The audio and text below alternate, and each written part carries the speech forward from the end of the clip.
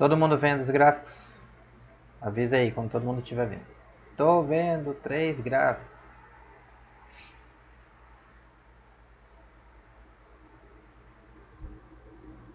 Tô vendo. Todo mundo vendo? Sim. Então vocês têm aí Sim. na tela de vocês 3 gráficos mostrando 3 relações diferentes, certo?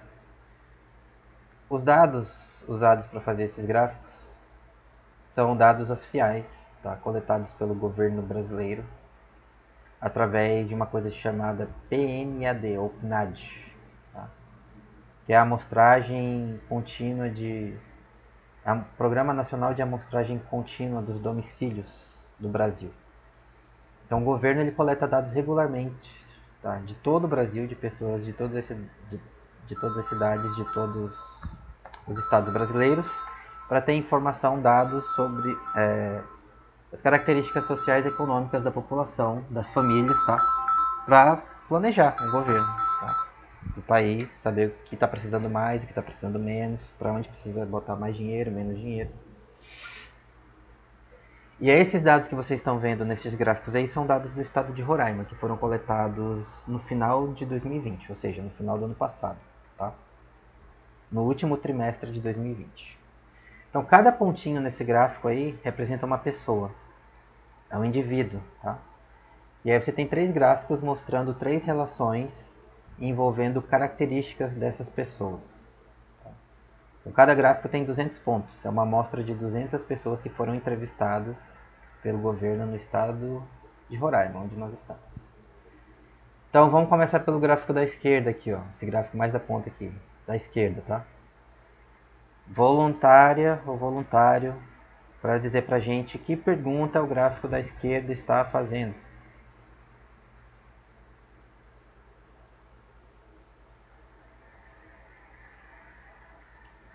Alguém explica pra gente. Professor, Diga. ele está querendo saber se o sexo biológico da pessoa tem relação com a renda mensal. Perfeito. Tá claro para todo mundo? Você pode falar, ó, tem relação entre a renda mensal da pessoa e o sexo da pessoa? Sexo biológico, masculino, feminino, homem ou mulher? Você também pode falar, o sexo biológico da pessoa afeta a sua renda mensal. Tá? Formas diferentes de ler, mas nota que quer dizer a mesma coisa, tá? Então olha para esse gráfico aí, lembra, cada pontinho nesse gráfico representa uma pessoa, certo? Alguém interpreta esse gráfico aí pra gente. Tem relação? Se sim, qual é? Tem relação. As pessoas do sexo masculino, homens, tendem a ter uma renda mensal superior às mulheres. Todo mundo enxerga isso no gráfico? Todo mundo consegue ver isso? Então nota que a maioria das pessoas, onde está a maioria dos pontinhos? Ó, cada pontinho é uma pessoa. A maioria das pessoas ganha relativamente pouco, tá vendo? Aqui ó, R$2.000, ganha menos que 2.000. Tá vendo um monte de pontinho aqui, ó, um monte de mulheres aqui nessa faixa? Elas estão ganhando menos que 2.000, em torno de R$1.000, tá vendo? R$1.000 é um salário mínimo hoje em dia, né? Tem um monte de gente aqui ganhando mil reais. E aqui, ó, a maioria dos pontos também estão aqui concentrados embaixo, tá vendo? Tem um monte de pontinho aqui embaixo. Ó. Então, a maioria dos homens também ganhando menos que 2.000. Porém, quando você olha para todo mundo, né? Aí lembra como a gente vê tendência, a relação é tendência, né? O que é tendência? A média, né? Então, ó, as mulheres que ganham mais nessa amostra aqui, ó, chega a 4.000, 6.000 reais. Entre os homens, você tem gente ganhando 6.000, 8.000, 10.000, 12.000, 14.000 reais, tá? Então, se você calcular a média aqui e a média aqui, né? Vamos marcar a tendência. Onde a média vai ser maior? Claramente vai ser maior nos homens, correto? Você tem mais homens ganhando rendas maiores mensais aqui, mais para cima, né? Do que nas mulheres, né? Então, esses pontinhos aqui em cima, ó, pegam a renda, a média dos homens e puxa para cima, tá? Biólogos, como chama isso?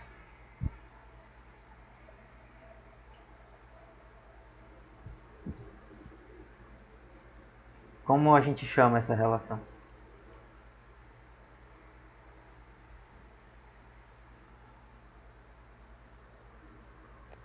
Regressão linear, teste T, um monte de coisa. Atira para todos os lados agora, né? Mas calma, isso aí é os métodos, tá pensando no método, né? Vou medir a relação, vou quantificar, usa a análise tal, método tal, beleza? Mas ó, a gente está falando desse padrão aqui, ó, dessa relação. Homens tendem a ganhar mais por mês que mulheres. Como as pessoas chamam isso?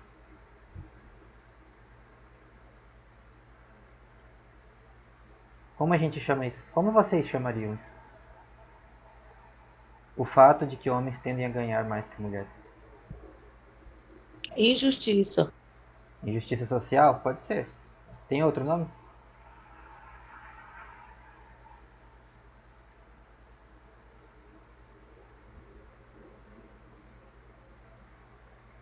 Você pode chamar os cientistas sociais, pessoal de ciências humanas, eles gostam de usar outros nomes também, né?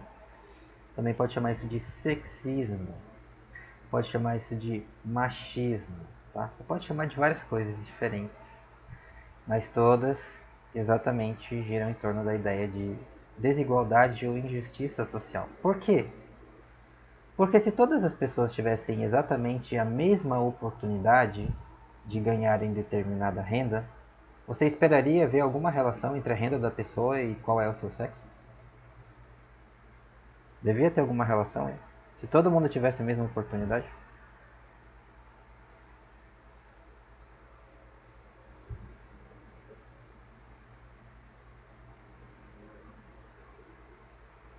O que dá para perceber aí, professor, é que as oportunidades, elas são niveladas lá embaixo, né? Você vê primeiro que a maioria está embaixo, né? Mas não é só isso. Você vê que tem uma tendência, né, de homens ganharem mais que mulheres. Em média, tá? Nota que tem muita variação, tá vendo?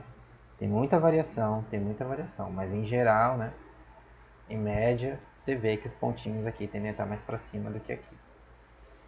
Então, se todo mundo tivesse a mesma oportunidade, as mesmas oportunidades econômicas, deveria importar qual o sexo da pessoa para o quanto ela ganha? Não, né? O que tem a ver se você é homem ou mulher? Você tem as oportunidades e você acessa aquilo que você quer, o que você prefere. E a sua renda reflete isso, reflete o seu trabalho, não o seu sexo. Isso aqui nos diz, este gráfico aqui da esquerda nos diz que, então tem alguma coisa errada. Por que que? Por que que essas pessoas aqui tendem a ganhar mais do que essas? Simplesmente por causa do sexo? Por quê? Tá?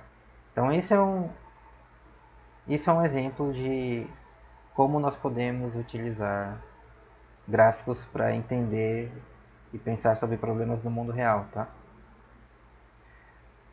O que os cientistas fazem? Fazem isso, tá? Aí como é que os políticos, os governantes governam? Tá? Precisa de dados, né, para entender como a sociedade funciona e como é que faz. É assim que faz. Um gráfico de pontos. Procura tendências. Exatamente como você está 2 meses vendo nessa disciplina, percebe? Tudo que você pode imaginar é baseado nisso. Então aqui, ó, outro gráfico no meio. Olha o gráfico do meio agora. Alguém interpreta esse gráfico aí pra gente.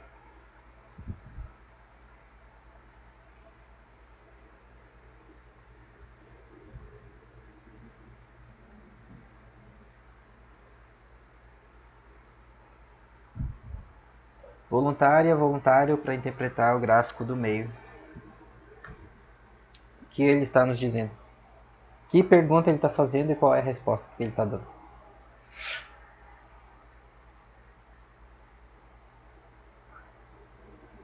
A pergunta é se a cor ou raça afeta a renda mensal da pessoa. Uhum. E a gente pode ver que pessoas brancas são as que têm maior renda mensal, pessoas brancas e pardas. Uhum. Quem tem a menor renda mensal é pretas e indígenas. Todo mundo enxerga isso no gráfico? Todo mundo consegue ver isso?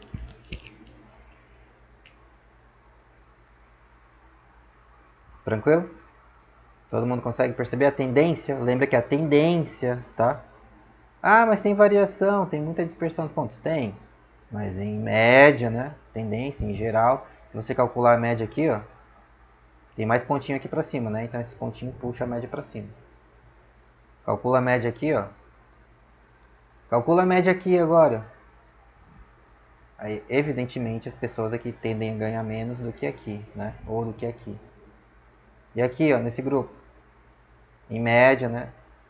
Tende a ganhar menos do que aqui e do que aqui também, né? Média aqui mais pra cima, porque tem gente que ganha mais. Aqui não tem, então a média vai lá pra baixo. Então isso aqui é como o governo brasileiro, né? O IBGE, todo mundo já ouviu falar do IBGE? É o Instituto Brasileiro de Estatística e Geografia, que é responsável também por coletar dados oficiais do Brasil. Que é o instituto de pesquisa que faz o censo, né, do Brasil, que coleta dados de todo mundo, que inclusive deveria ter ocorrido ano passado e não houve, porque não tinha dinheiro, o governo não liberou dinheiro, tá?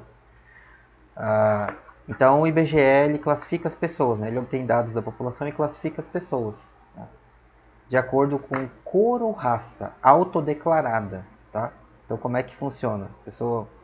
O entrevistador do IBGE vai lá, né, na sua casa, visita a casa da pessoa e ele faz uma série de perguntas e coleta uma série de dados. Uma das perguntas é: como você se declara com relação à sua cor ou raça? Então ele tem essas 4 categorias oficiais no Brasil, tá? Você pode se autodeclarar. Você pode achar que você é outra coisa, tá? Mas para o governo não interessa. Você só pode ser uma dessas 4 coisas. Ou você se autodeclara branco, ou você se autodeclara pardo, ou você se autodeclara preto, ou você se autodeclara indígena.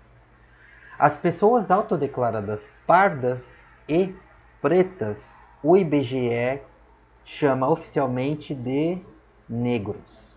Tá? Então todo mundo que se autodeclara pardo ou preto para o governo do Brasil é uma pessoa negra, para as estatísticas oficiais.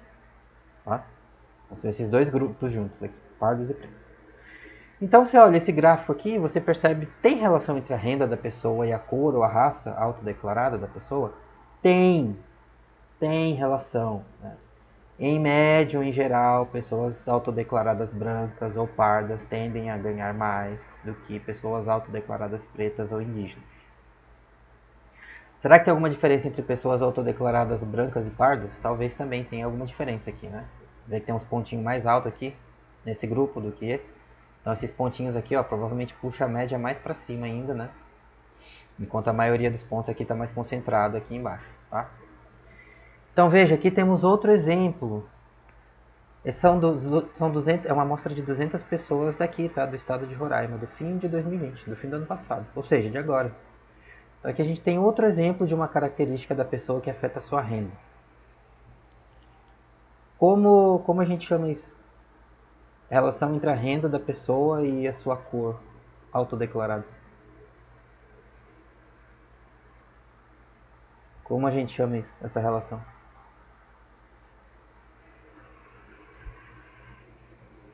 Alguém dá um nome para isso aí?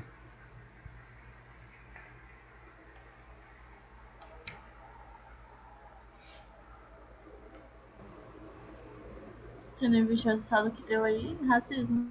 Racismo, né? O nome disso é racismo. Por quê? É a sua cor ou raça autodeclarada determinando a sua condição econômica. Se todas as pessoas tivessem a mesma oportunidade econômica e social, deveria ter alguma relação entre quanto você ganha e a sua cor ou a sua raça autodeclarada? Não, óbvio que não, né? Todo mundo tem a mesma chance, lembra? Todo mundo tem a mesma chance, todo mundo pode ganhar qualquer coisa, depende só da sua função, do seu trabalho, do que você faz. Então, como é possível que alguns grupos de pessoas tendem a ganhar mais que outros? Porque as oportunidades econômicas não são iguais para todas as pessoas. Alguns têm mais oportunidades do que outros. E isso se reflete na sua renda. Aí os sociólogos, cientistas sociais, antropólogos, cientistas políticos, eles veem isso e dizem: ah, então temos evidência de racismo. Isso é o racismo, tá? Essa é uma forma de medir, de quantificar o efeito social do racismo, tá? Você pode pensar no racismo como comportamento individual das pessoas, né? Uma coisa que uma pessoa faz, pensa ou diz. Mas isso tem consequências sociais. Que consequências? Isso aqui, ó. O estado de Roraima é um estado racista. As pessoas não têm a mesma oportunidade. Nem com base na sua cor ou raça autodeclarada e nem com base no seu sexo. Então também você pode dizer, o estado de Roraima é um estado sexista. Tá? Mas não é só Roraima, tá? É o Brasil todo. Ah, mas não é só o Brasil, é o mundo todo, tá? O planeta, a espécie humana é assim. Tá?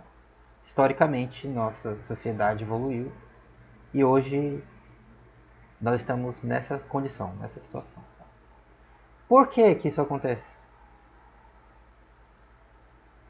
Vamos ver outro gráfico para ajudar a pensar sobre isso. Agora olha o terceiro gráfico aqui, ó, do lado direito. Gráfico do canto direito, tá? Voluntária, voluntário, que pergunta este gráfico está fazendo e que resposta ele está dando pra gente?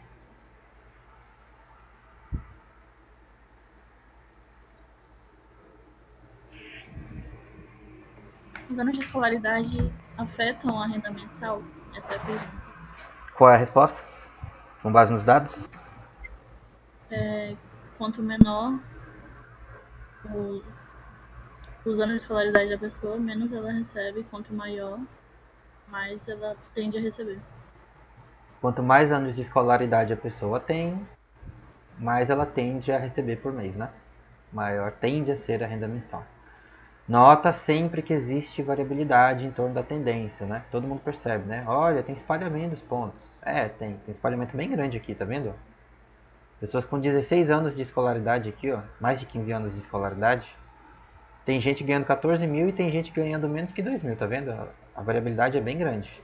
Mas em geral, em média, quanto mais anos de escolaridade você tem, quanto mais você estudou, mais você tende a ganhar por mês. Todo mundo enxerga isso? Todo mundo consegue ver a relação no gráfico? Percebe que os pontinhos do lado direito estão mais para cima do que os pontinhos do lado esquerdo? Isso diz pra gente, tem uma tendência, né? A relação é tendência. Tá? Por que vocês acham que essas relações aqui existem? Alguém explica pra gente. Por que existe essa relação? Por que existe essa relação? Por que existe essa outra relação? Hipóteses.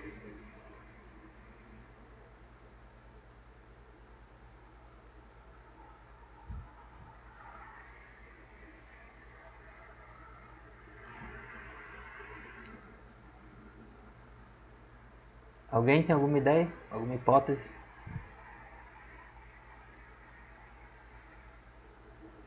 Por que isso acontece? Por que isso acontece? Por que isso acontece? Por que pessoas de sexos diferentes tendem a receber diferente, tendem a ter renda diferente?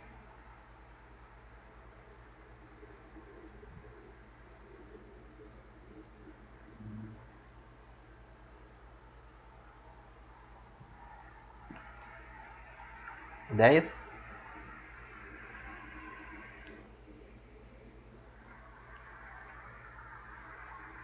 Nenhuma ideia? Não é possível que vocês não tenham nenhuma ideia.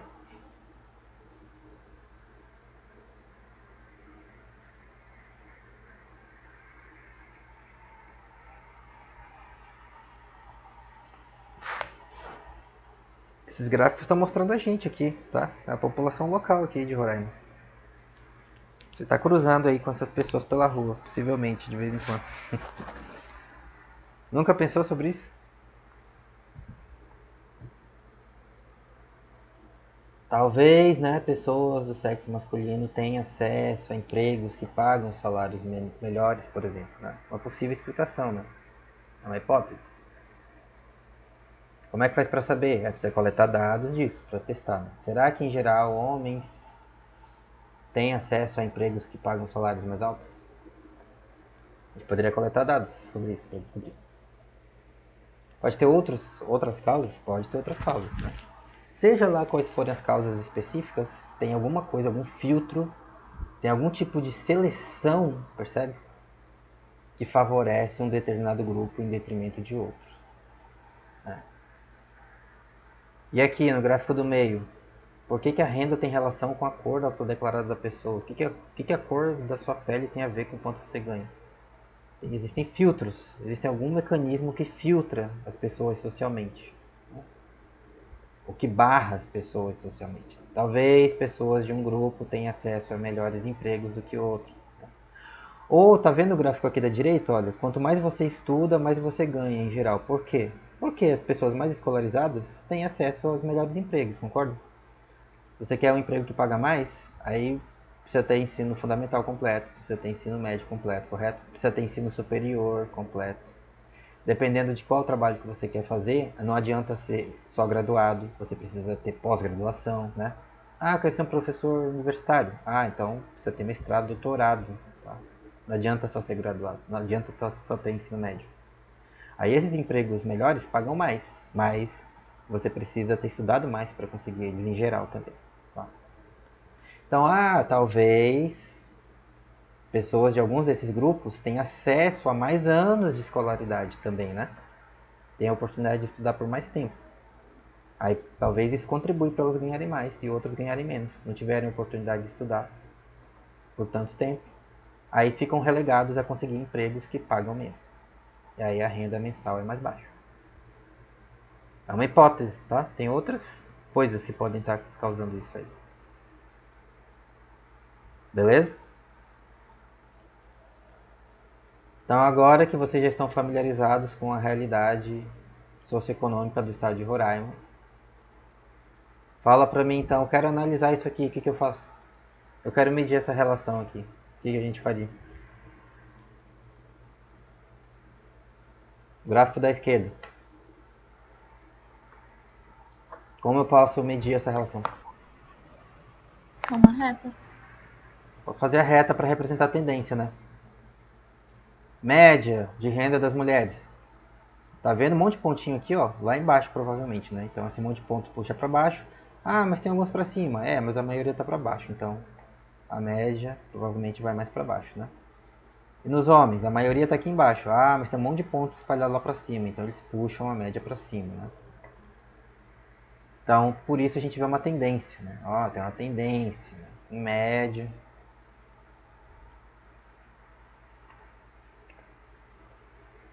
Como que você desenha essa reta nesse gráfico para representar a tendência?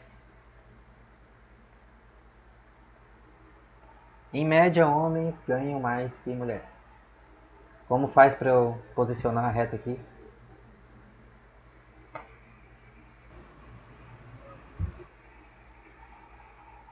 Usa o quê?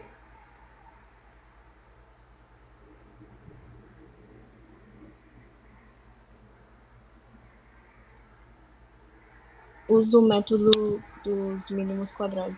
Usa o método dos mínimos quadrados. Aí ele vai achar qual é a melhor reta que representa essa relação. Ah, tá, legal. Aí você já sabe agora, né? A reta eu posso representar para uma equação. Sim, média de y igual a mais b vezes x. Tá? Então a equação da reta.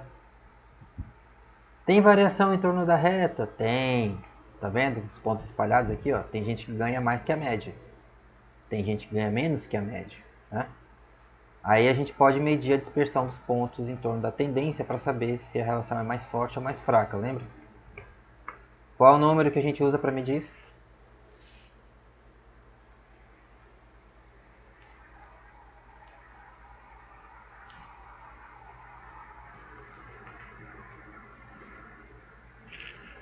Como chama aquele número que a gente usa para medir o tamanho da dispersão dos pontos em torno da tendência, se a relação é mais forte ou mais fraca?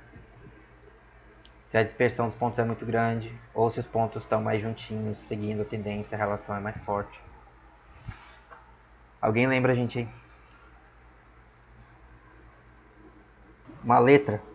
Coeficiente de determinação, R2. Coeficiente de determinação, né? O R quadrado, tá?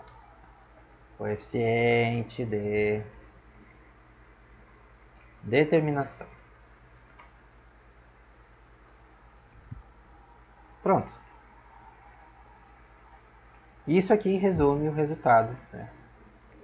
Medição da relação que a gente tem aqui. A reta nos fala da tendência, o R quadrado fala sobre a variação em torno da tendência. E aí os dois nos ajudam a resumir a relação quantitativamente. Tá?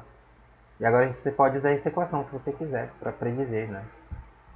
Se a pessoa do sexo masculino, quanto ela deve ganhar? Ó, em média ganha tanto. Entendeu? E aqui no meio, o que eu faço? Mesma coisa, né? Só que nota que aqui você tem dois grupos só, é a situação mais simples possível. Aqui você tem 4 grupos diferentes, tá vendo? Então tem várias comparações possíveis, né? Eu posso comparar esse grupo com esse grupo. Eu posso comparar este grupo aqui com este grupo, né? Eu posso comparar este grupo aqui, ó, com este outro grupo aqui. Posso comparar esse aqui com esse. Todas as comparações possíveis entre 4 grupos aqui, tá? Aí você também vai ter a reta que representa a tendência. Você também vai ter o R quadrado que sumariza a tendência, tá? Então, ó, posso comparar esse grupo aqui com esse também. Eu não vou desenhar um monte de reta aí no gráfico, porque vai ficar uma em cima da outra, vai ficar uma bagunça, né? Mas percebe que com 4 grupos, você pode comparar esse, o primeiro com o segundo, o primeiro com o terceiro, o primeiro com o quarto. Posso comparar o segundo com o terceiro, o segundo com o quarto.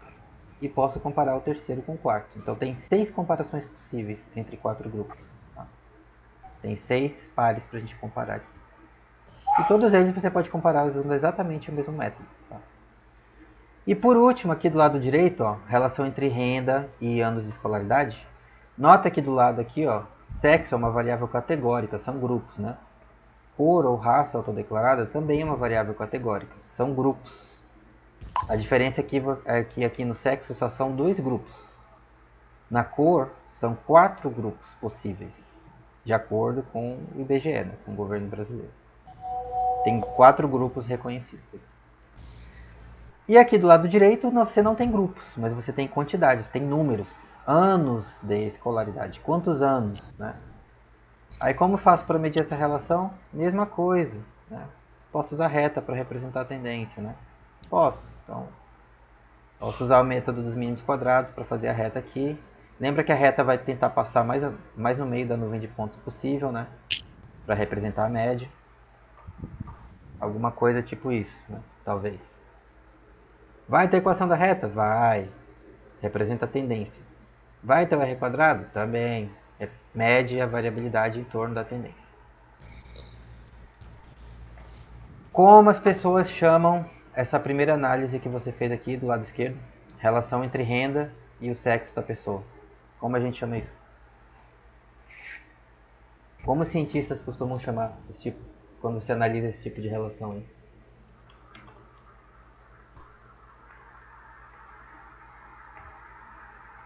Variável dependente. TXT? Isso aí, né? Variável dependente quantitativa, variável independente categórica, com 2 categorias. Em outras palavras, você está comparando 2 grupos entre si, um grupo com o outro. Aí os cientistas falam, ah, você fez um teste T. Ok. Agora a minha variável preditora não tem mais só 2 grupos, tem 4 grupos diferentes. Então tem várias comparações possíveis. Como que os cientistas chamam isso aqui? Está comparando vários grupos entre si. ANOVA. Análise de variância, né? Ou pela sigla do inglês ANOVA. E por último, do lado direito, olha, você está vendo uma relação entre variáveis quantitativas, 2 variáveis numéricas. Como chama isso? Regressão linear. Regressão, né? Regressão. Então agora você entende claramente a diferença entre esses nomes, percebe? Que a diferença é simplesmente o tipo de variável que você está usando. Mas nos 3 casos você está usando o mesmo método, mesma técnica, tá? Desenha uma reta para representar a tendência, aí mede a força da relação, mede a variabilidade em torno da tendência para saber qual é a força da relação com R quadrado. Mas a variável independente só tem 2 grupos, teste T. Variável independente tem 3 ou mais grupos? Ah, 9. Variável independente não são grupos, são números? Ah, então regressão. Por que nomes diferentes? Porque essas aplicações surgiram em contextos históricos diferentes, tá? Pessoas diferentes também usando isso. Então eles deram nomes lá, naquele momento, naquela situação, fazia para eles dar um nome específico.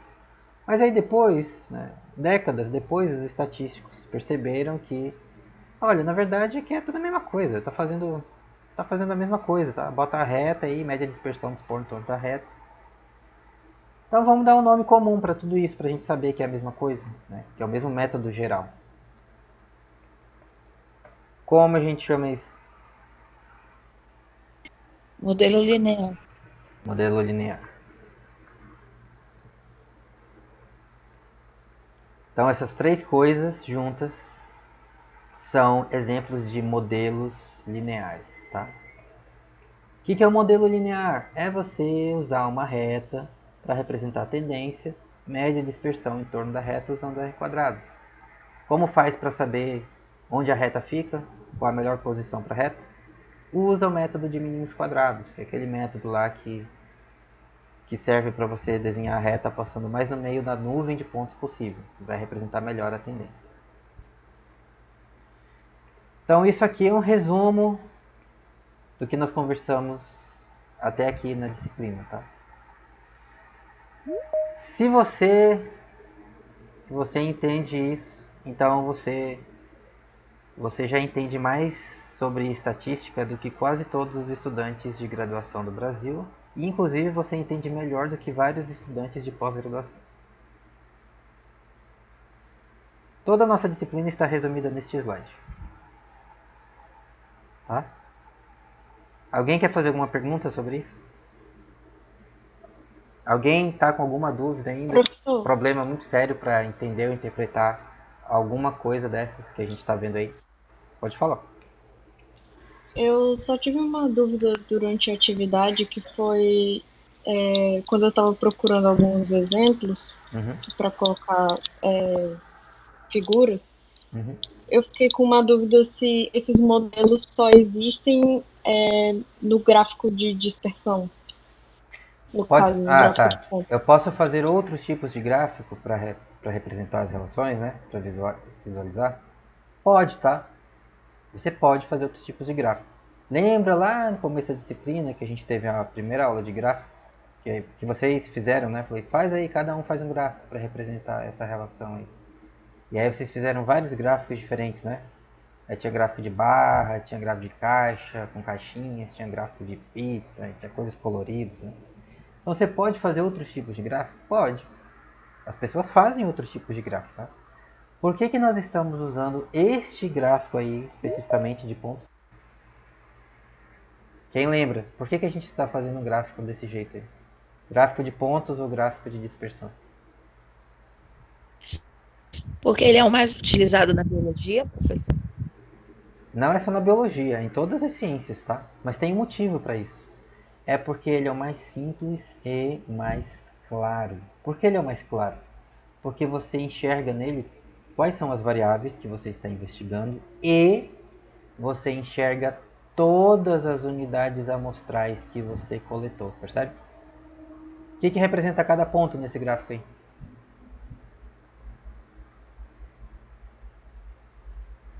Uma unidade amostral. Uma pessoa nesse caso, né? A unidade amostral é um indivíduo, não é uma pessoa. Então, algumas pessoas, olha esse gráfico aqui da esquerda, por exemplo. Algumas pessoas coletariam esses dados aqui e fariam essa análise aqui, aí ele ia dizer teste T, blá blá blá, tá? Você já entende, já sabe como é que é, né? Aí ele vai fazer um gráfico para representar isso. Aí, às vezes, algumas pessoas fariam assim. Olha, eu tô vendo que tem uma diferença, tem uma tendência, né? Em média, homens ganham mais do que mulheres. Ah, então eu vou fazer um gráfico. Como eu faço um gráfico para representar isso? Então, eu vou fazer assim, ó. Eu vou desenhar uma barrinha aqui. Vou pintar ela de vermelho, tá? Vou fazer uma barrinha para representar as mulheres. Qual é a altura da minha barra? Ah, em média elas ganham menos, então esquece esses pontos, tá? Eu vou representar só a média. A barra representa a média. Então eu vou fazer a barra com a mesma altura da média. Que é onde a reta passa, né? Lembra que a reta representa a média, a tendência. E os homens? Ah, a mesma coisa. Eu vou fazer uma barrinha para eles. E a altura da barra vai representar a média de renda dos homens, né? Então a altura vai lá onde está passando a reta. Certo? Beleza. E esses pontos aí? Ah, dane-se esses pontos. Vou apagar esses pontos aí. Então vou fazer assim.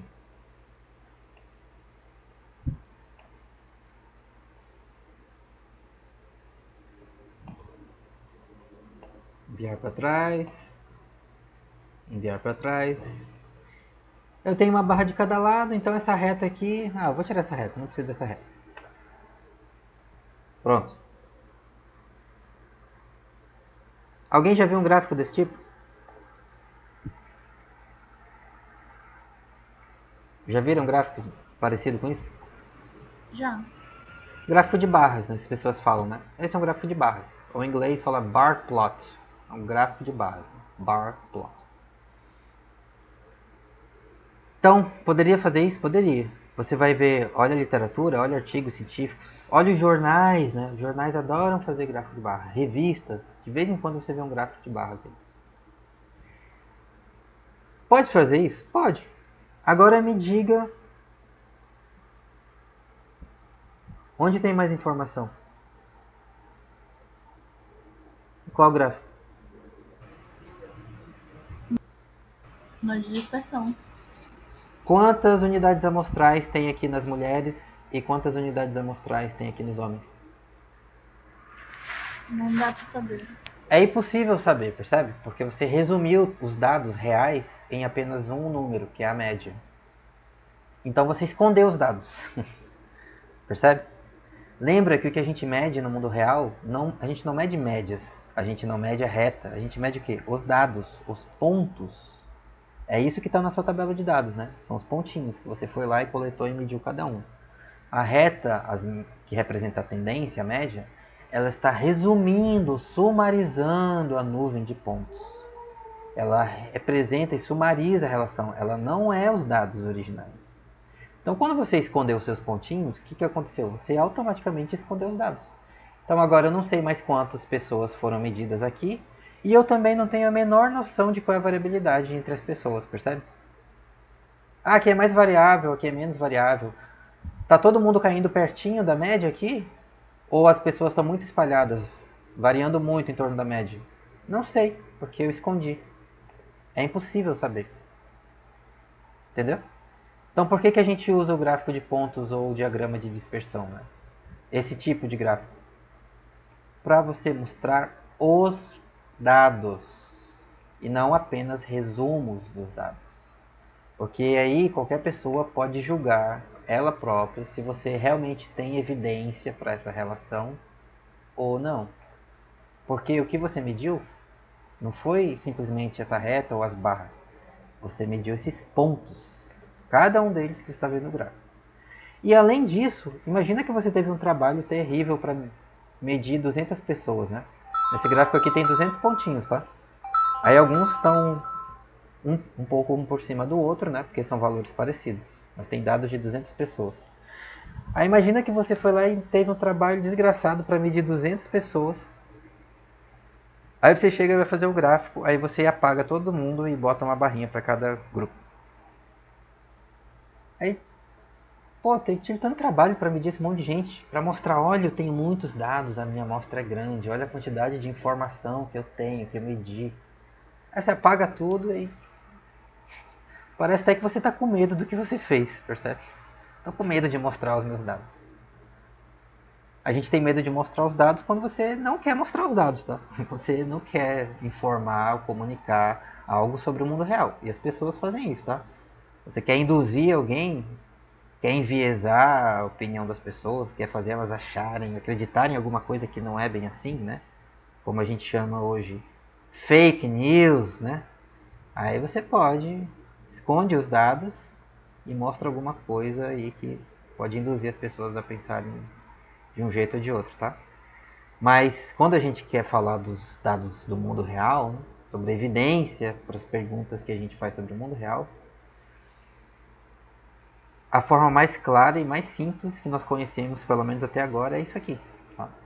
O gráfico de pontos. É por isso que a gente usa ele. Porque ele é mais informativo. Só por isso. Beleza? Perguntas? Mais perguntas? Alguém quer perguntar, quer falar algo, comentar algo?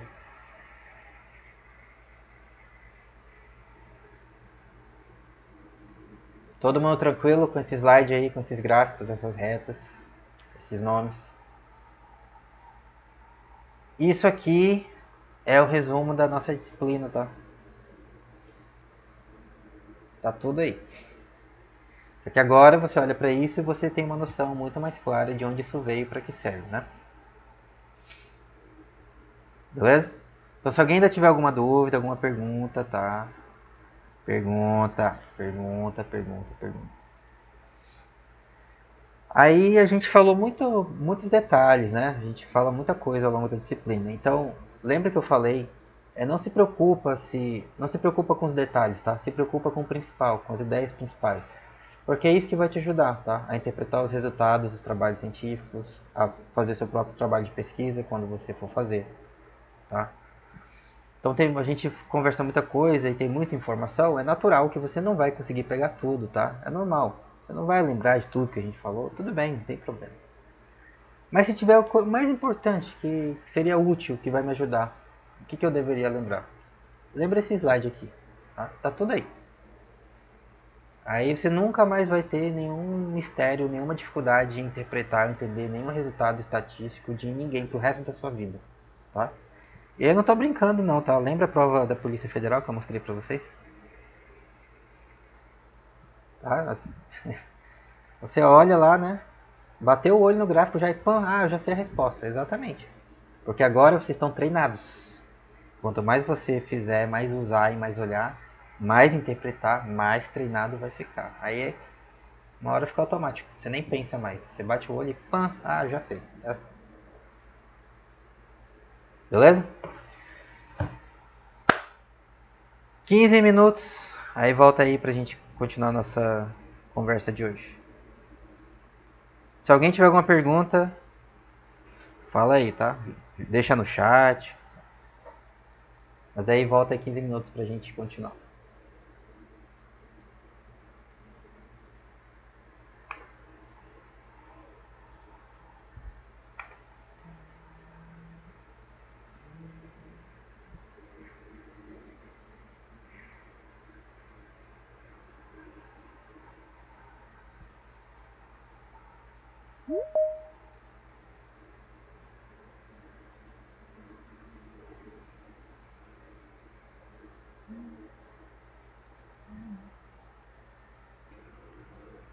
Todo mundo vivo?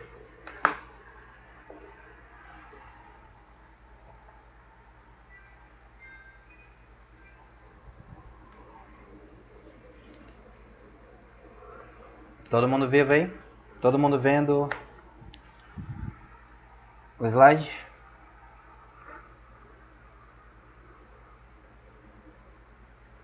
Sim, professor. Todo mundo? Beleza. Então, pessoal, isso aqui é um resumo da nossa conversa até agora, tá?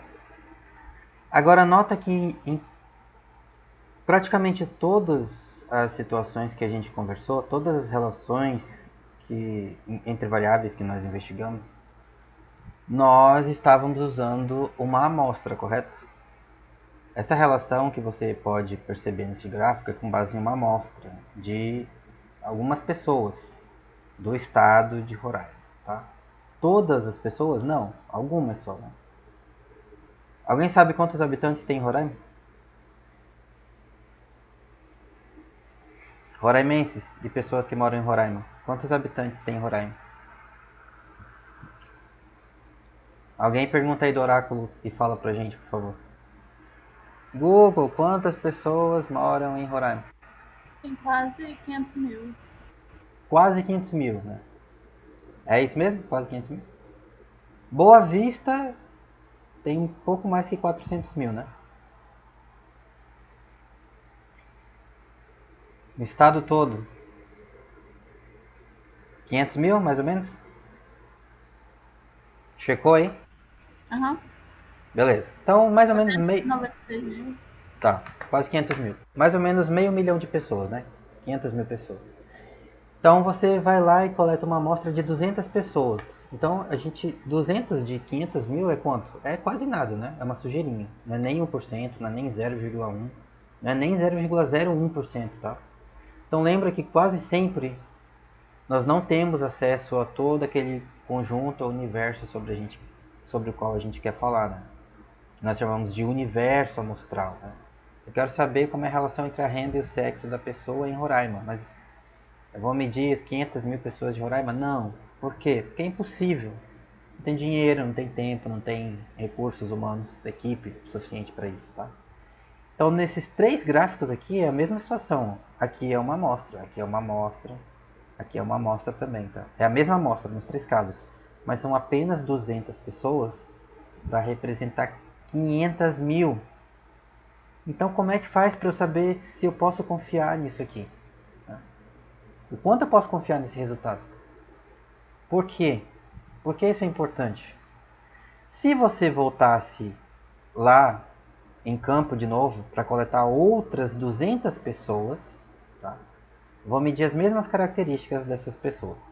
A renda, o sexo, vou perguntar qual é a sua cor ou raça autodeclarada. Quantos anos de escolaridade você tem? Se eu coletasse outras 200 pessoas e fizesse esses gráficos de novo, qual é a chance que vocês acham que eles seriam exatamente iguais a esses aqui? Idênticos a esses gráficos. Qual a chance?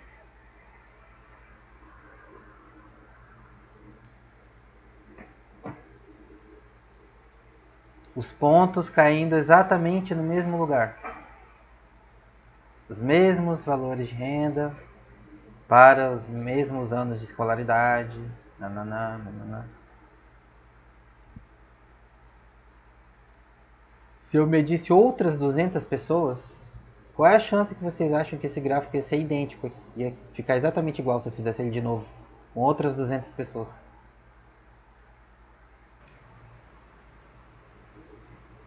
Acho que nenhuma chance. É bem baixo, concorda? Ah, mas deve ser parecido. É, mas parecido não é idêntico, tá? Exatamente igual é bem baixo. É tão baixo que a gente pode inclusive pensar que é praticamente nenhuma, tá? É praticamente zero. Você coletar outras 200 pessoas e encontrar exatamente os mesmos dados, idêntico, é praticamente nenhuma, tá? Provavelmente, muito provavelmente, esse gráfico vai ficar diferente, né? São outras pessoas, então a disposição dos pontos nesse gráfico vai ser diferente. A disposição dos pontos nesse gráfico vai ser diferente. A disposição dos pontos nesse outro gráfico também vai ser diferente, tá? Agora, pode ser pouco diferente ou pode ser muito diferente. Se ficar diferente, mas for só um pouquinho, beleza. Então a incerteza é pequena. Agora, se ficar muito diferente, então, intuitivamente, a incerteza sobre o que você está vendo nessa amostra é grande, correto? Cada vez que você vai no campo e coleta uma amostra diferente e faz o gráfico e aparece um resultado muito diferente, intuitivamente, então esse resultado não é muito confiável. O que eu estou vendo na minha amostra não é muito confiável para falar sobre o universo amostral. Então isso é o que os estatísticos chamam de erro de amostragem. Toda vez que você coleta uma amostra, existe erro de amostragem. Por quê? Porque você está observando apenas um pedacinho do universo amostral. É só algumas pessoas em um universo de 500 mil.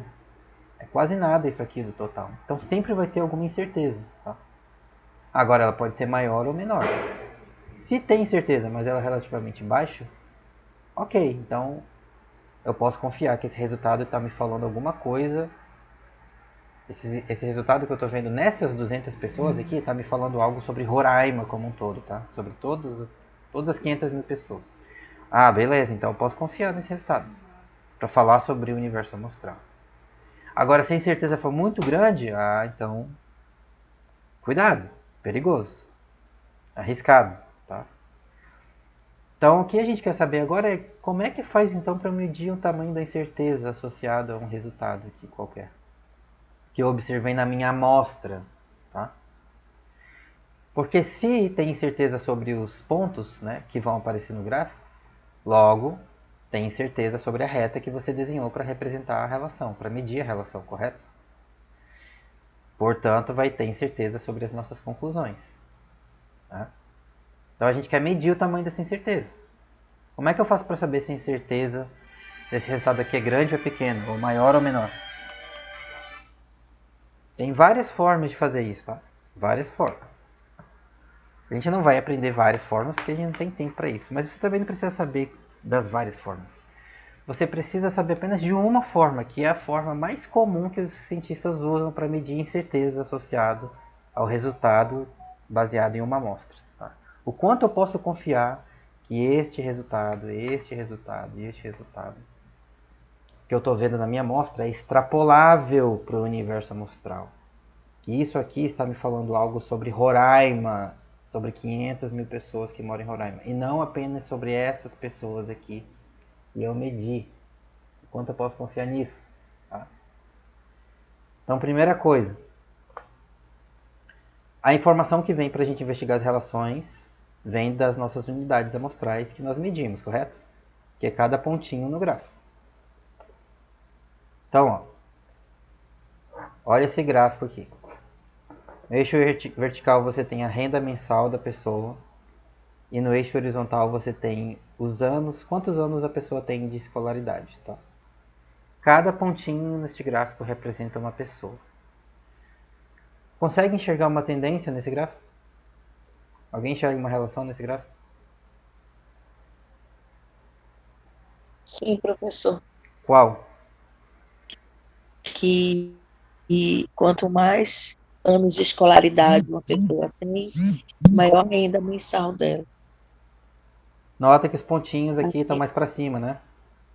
Quanto mais anos de escolaridade, maior tende a ser a renda mensal, percebe? Todo mundo consegue enxergar isso nesse gráfico? Certifiquem-se de que vocês conseguem enxergar, tá? Se tem alguma coisa que você não consegue enxergar no gráfico, duvida, tá?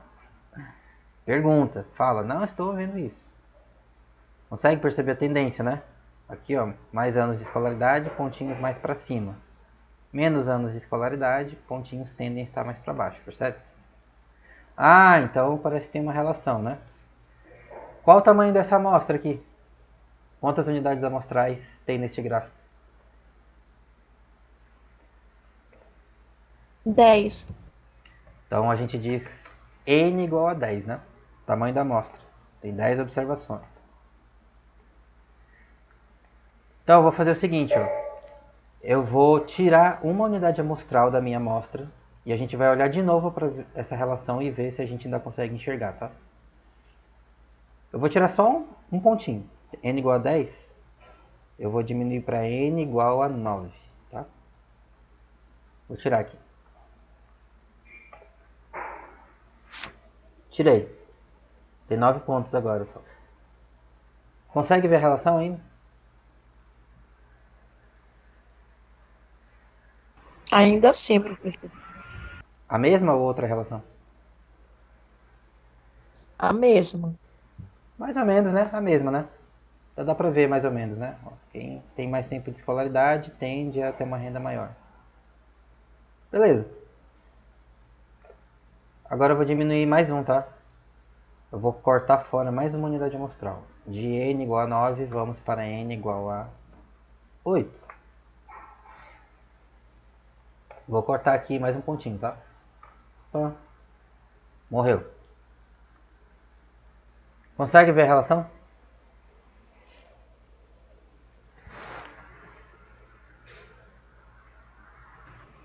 Eu não consigo ver mais.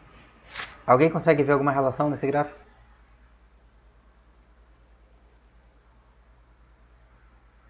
Alguém consegue?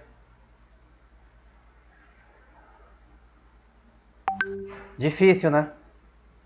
Tem que usar bastante imaginação agora para conseguir ver uma relação nesse gráfico, concorda?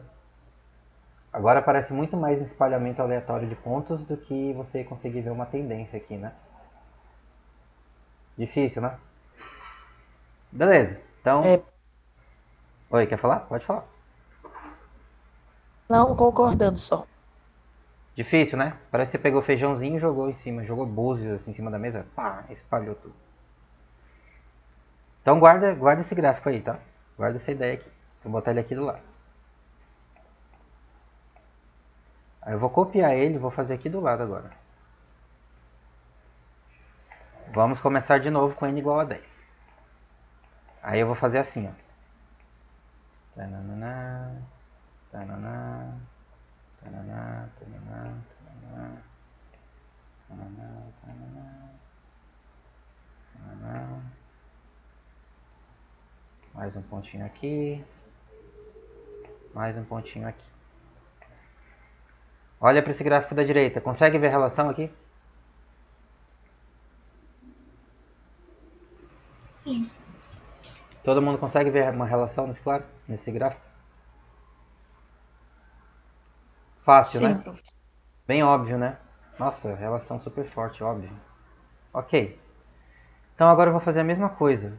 Eu vou começar a cortar fora minhas unidades amostrais daqui, tá? N igual a 10? Não. Agora eu quero N igual a 9. Então eu vou pegar uma aqui qualquer e vou cortar fora. Tirei. Tá vendo? Agora só tem 9 pontos. Consegue ver a relação ainda? Sim. Todo mundo consegue ver? Fácil, né? Sim. Vou cortar mais um, tá? N igual a 8. Consegue ver a relação aí? Sim. Sim. Fácil, né? Vou cortar mais um. N igual a 7. Ainda consegue ver alguma coisa? Sim, ainda assim. Ainda dá, né? Corta mais um. N igual a 6. E agora? Consegue?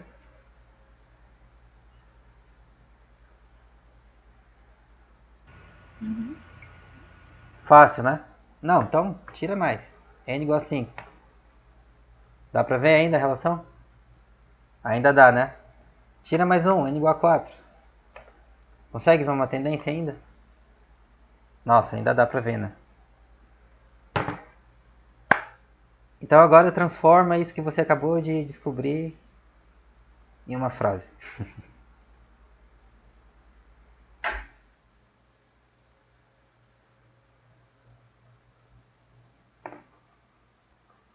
O que você acabou de perceber? Em qual dos dois gráficos a relação era mais forte? Na esquerda ou na direita? Da direita. Da direita. Onde você precisa de uma amostra maior para enxergar a relação? Na esquerda ou na direita? Da esquerda. Da esquerda, correto? Então agora você acabou de aprender a regra geral do tamanho da amostra, tá? Qual é? Quanto mais fraca a relação que você quer medir, que você quer identificar, detectar, maior o tamanho da amostra que você precisa. Por quê? Porque a relação é mais fraca. Mais fraca significa o quê? O espalhamento dos pontos é maior. Então vai precisar de mais informação para conseguir detectar uma tendência nesse gráfico. Logo vai precisar de uma amostra maior. Quando a relação é mais forte, significa o quê? O espalhamento dos pontos é pequeno. Eles estão fortemente alinhados. Eles seguem fortemente a tendência. Ah, então se a relação é muito forte, o que isso significa? Eu consigo detectar com uma amostra menor. Então, quanto mais fraca a relação que você quer detectar, maior o tamanho da amostra, mais observações, mais unidades amostrais você precisa. Quanto mais forte a relação que você quer detectar, menos observações você precisa. Pode falar. Mas a gente Só vai saber se a relação é forte ou fraca depois que já tiver feito uma coleta de dados, um gráfico, no caso. Exatamente. E isso nos leva ao problema do mundo real que aflige entre 100 cientistas, tá? Qual é o problema? Como é que eu faço para saber se a relação é forte ou fraca? Bom, você precisa coletar dados para saber, né? Precisa fazer um gráfico para ver, né? Olha, a relação é mais forte, é mais fraca, os pontos estão mais juntinhos, estão mais espalhados. Tá, mas peraí, para saber isso quer dizer que eu tenho que coletar uma amostra, correto? Correto. Então como é que eu vou saber se a relação é forte ou fraca para decidir o tamanho da amostra que eu preciso coletar? Antes de ter os dados. Como eu faço isso? Bom, no mundo real é simples, você não faz, é impossível, tá? Porque se você já soubesse, né? Essa relação aqui é mais fraca, então eu vou coletar uma amostra maior. Mas para você saber que ela é fraca, é porque você já tem dados e você já viu isso, correto? Se você já tivesse dados e já soubesse como é a relação, não precisa coletar mais amostra, você já sabe, correto? Essa relação aqui deve ser mais forte, então eu vou coletar uma amostra menor. Mas se você já sabe que ela é forte, então provavelmente não faz mais sentido você investigar isso aqui, né? Coletar uma amostra para saber se tem essa relação ou não. Porque você já sabe qual é a relação. O problema é que no mundo real a gente quer responder perguntas, normalmente, que nós não sabemos. Então essa relação é mais forte ou mais fraca? Não sei. Com certeza? Não sei. Não tem como a gente saber. Como é que resolve então esse problema? Como eu sei quantas unidades amostrais eu preciso coletar para conseguir detectar uma relação? Será que eu preciso coletar mais? Será que eu preciso coletar menos? Então a gente precisa usar algum truque, né? A gente precisa de alguma coisa para ajudar a gente nisso aí. Uma coisa é a literatura, tá? O conhecimento prévio. Então, com base nos estudos que já existem, né? Você vai olhar trabalhos, pesquisas que já foram feitas sobre um determinado tema, uma determinada questão. Olha os dados que já foram coletados, olha os resultados, como é que são.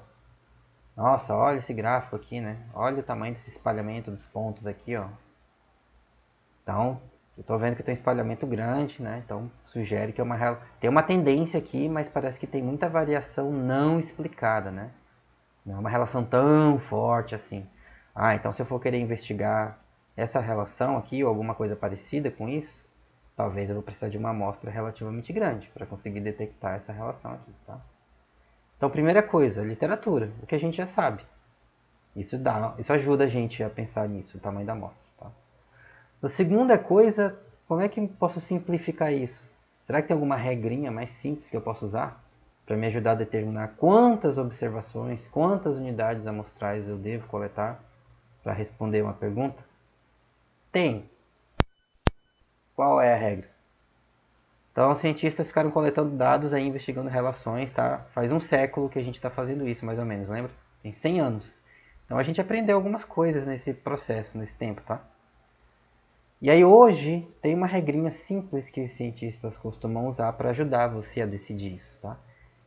Não é uma regra perfeita, tá? É uma regra mais ou menos. É porque é melhor a gente ter alguma regra do que ter regra nenhuma. Que é para proteger você de ter uma amostra tão pequena que você não consegue enxergar relação nenhuma, simplesmente porque não tem dados suficientes, né? A relação existe, mas você coletou uma amostra tão pequena que, putz, eu não consigo ver nada nesse gráfico aqui. Porque a sua amostra é pequena demais. Tem informação, muito pouca informação. Aí você não consegue enxergar a relação, percebe? Então tem uma regrinha simples que ajuda a gente nisso. Qual é? É chamada regra do 10. O que a regra do 10 diz? Alguém sabe a regra do 10?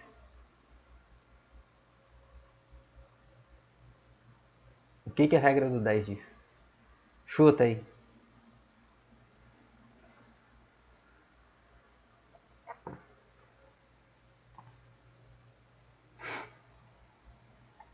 Alguma ideia?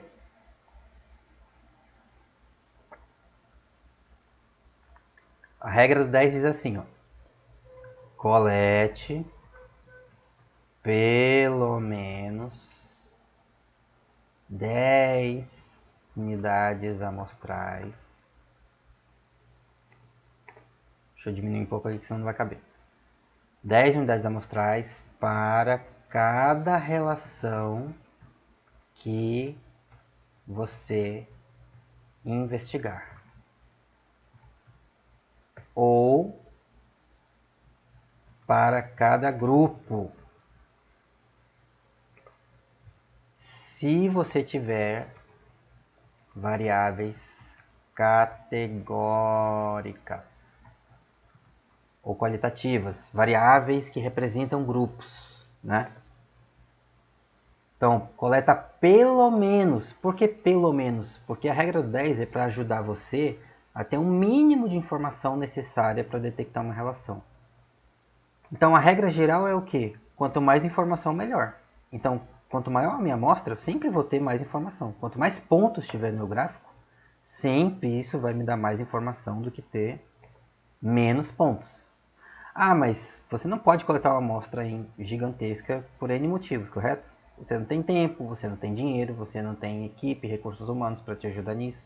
Dependendo das variáveis que você vai medir, pode ser difícil, pode ser caro medir o que você quer. Então você não precisa coletar uma amostra gigantesca para conseguir detectar relações no mundo real. Mas elas também não podem ser pequenas demais, porque se ela for pequena demais, você corre o risco de não conseguir enxergar a relação, mesmo que ela exista. Percebe? Então, por isso a regra do 10 diz assim, ó, coleta pelo menos 10 unidades amostrais. Se você puder coletar mais, coleta mais. Mas no mínimo 10. Para cada relação que for investigar. Ou se você estiver estudando variáveis categóricas, que representam grupos, pelo menos 10 para cada grupo. Tá? Cada grupo. Então agora, ó, tranquilo? Todo mundo entendeu? Todo mundo entendeu a ideia? Regra do 10? Vamos ver então agora se entendeu mesmo. Então a gente tem esses 3 gráficos com essas 3 relações aqui que a gente quer investigar, né? Me diz qual o tamanho de amostra que eu deveria coletar para responder a pergunta desse primeiro gráfico aqui, o gráfico da esquerda. Eu quero saber se tem relação entre renda mensal e o sexo da pessoa em Roraima. Que tamanho de amostra eu deveria coletar para responder essa pergunta?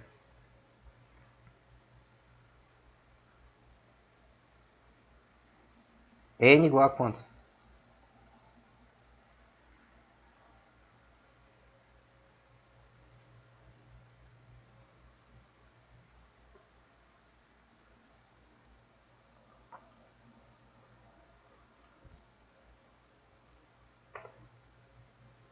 Colete pelo menos 10 unidades amostrais para cada relação ou para cada grupo, se você estiver investigando uma variável categórica que tem diferentes grupos, tá?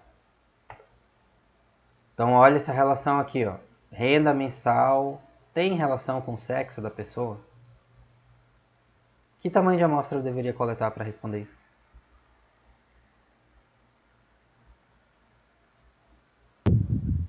10 de cada, professor, 10 de homem, 10 de mulher. 10 de cada, exatamente 10?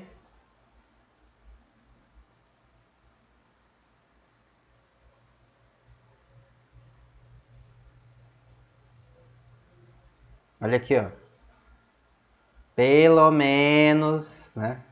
Pelo menos 10. Então, eu posso coletar 200 pessoas que tem nesse gráfico? Pode. Melhor, vai ter muito mais informação. Posso coletar 100? Pode. Posso coletar 10? Ah, não. Aí, por que não? Porque aí tem menos do que o mínimo que você precisa. Então, se você coletar no mínimo 10 de cada um, o seu N vai ser quantos? Quanto? 20. No mínimo 20, né? No mínimo. Então, a gente vai dizer N maior ou igual a 20, tá? Coleta igual ou mais que 20, ou coleta no mínimo, ou coleta pelo menos 20. Pode coletar mais? Coleta mais. Tá? Porque se coletar menos, aí você corre o risco de, opa, eu não consigo mais detectar essa diferença aqui.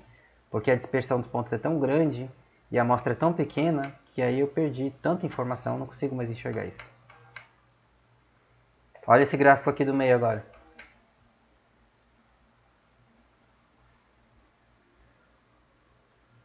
Que tamanho de amostra eu deveria coletar para investigar a relação entre a renda e a cor autodeclarada da pessoa? No mínimo 40 aí. No mínimo 40. Por quê? Porque é uma variável categórica com 4 grupos, né? Então lembra, a regra do 10 falou para você, ó, coleta pelo menos 10 unidades amostrais para cada relação que você quiser investigar ou para cada grupo, se houver diferentes grupos. Então aqui são 4 grupos, então no mínimo 10 para cada um. Logo, eu vou coletar no mínimo 40 observações. E aqui, relação entre renda e anos de escolaridade. Quanto eu deveria coletar?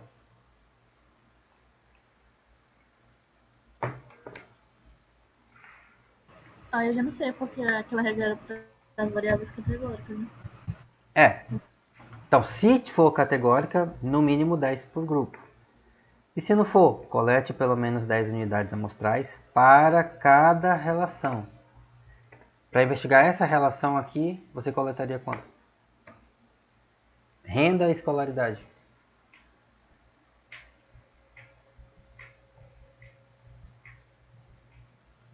Seria 20, então?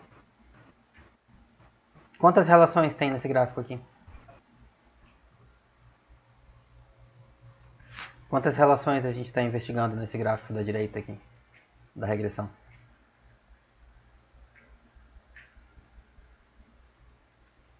Tem 2 variáveis, né? Mas quantas relações tem nesse gráfico? Opa, é só uma. É só uma, né? Tem variáveis categóricas? Não, né? Renda é quantidade, é número. Anos de escolaridade é quantidade, é número. Então tem categorias? Não tem. Ah, então coleta pelo menos 10.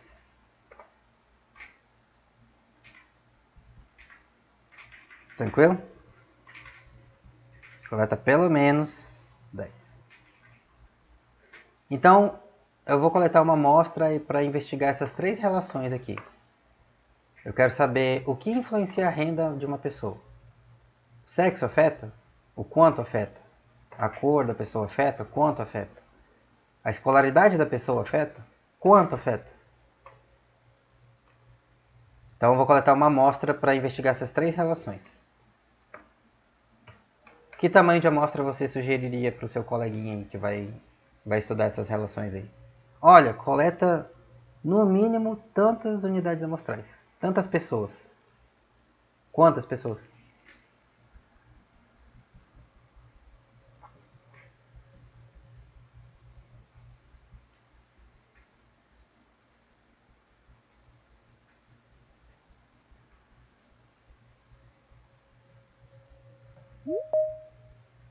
Quantas?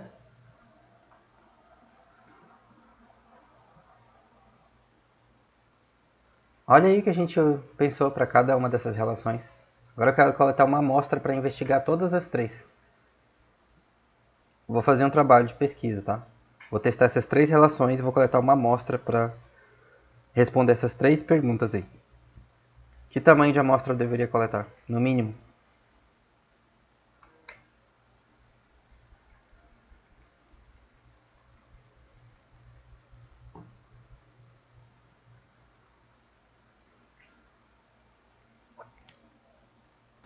Eu tô em dúvida entre 40 ou 70. Por quê? Entre 40 e 70. 40 seria o mínimo, já que. Ai, não sei como eu tô explicando. Mas 70 seria a soma de todas elas. Exato, né? Então, ó, coleta pelo menos 10 unidades amostrais para cada relação que você investigar. Quantas relações tem aqui? 3. Então, no mínimo, na pior das hipóteses, você deveria coletar pelo menos 3 vezes 10, 30, tá? Na pior das hipóteses, pelo menos n igual a 30. Ah, mas tem variáveis categóricas? Tem. Quais? Sexo, tem 2 grupos. Cor, tem 4 grupos. Então, para esse aqui eu teria que coletar pelo menos 20, né? Para esse aqui, da cor, eu deveria coletar pelo menos 40, né? Então, 20 mais 40, 60. Mais 10, 70. Ah, então coleta pelo menos 70 unidades amostrais. Só somar, percebe? 20 para esse, 40 para esse, 10 para esse. 70. No mínimo, tá? Posso coletar mais? Pode. Tem tempo, tem dinheiro, tem como, tem recursos para isso? Coleta mais, então. Sempre vai ser melhor coletar mais do que menos. Agora, não pode coletar mais? Também não coleta menos. Porque se coleta menos, aí já sabe o risco que você está correndo, né? Está correndo esse risco aqui, ó. A amostra é tão pequena que você não consegue detectar a relação, mesmo que ela exista. Aí os estatísticos dão nome para isso. Nossa, eu não consegui detectar a relação. Aí chama isso aqui ó, de falso negativo. Ou erro tipo 2. É o jargão que os estatísticos gostam de usar, tá? Você já percebeu que o estatístico adora dar nomes curiosos para as coisas, né? São nomes que eles dão, tá? Não se preocupa com o nome, o que importa é para você entender a ideia. O falso negativo, por que falso negativo? Olha, parece que não tem relação nenhuma aqui. É, parece, mas é porque a sua amostra era tão pequena que você não conseguiu perceber que tinha. Então, por isso, lembra da regra do 10. Tá? Então, quantas relações? Tantas. Tem variáveis categóricas? Sim ou não? Se tiver, pelo menos 10 para cada grupo. Calcula quantas vai precisar para cada relação, soma tudo, beleza. Vou coletar pelo menos 70 unidades amostrais. E aí você pode usar essa regra para investigar qualquer relação, né? Então, ó, lembra do exemplo que a gente viu do tubarão lá? Lembra do tubarão? Tem relação entre a letalidade do tubarão e a massa corporal da espécie de tubarão? Aí a gente investigou essa relação e tinha dados de quantas espécies? 1, 2, 3, 4, 5. Percebe? Aí você já sabe agora o risco que a gente está correndo, né? Alguém sabe quantas espécies de tubarão existem?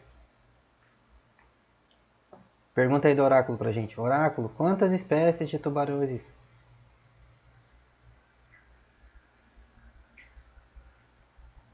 Alguém olha aí pra gente rápido. Quantas espécies de tubarão existem no planeta Terra?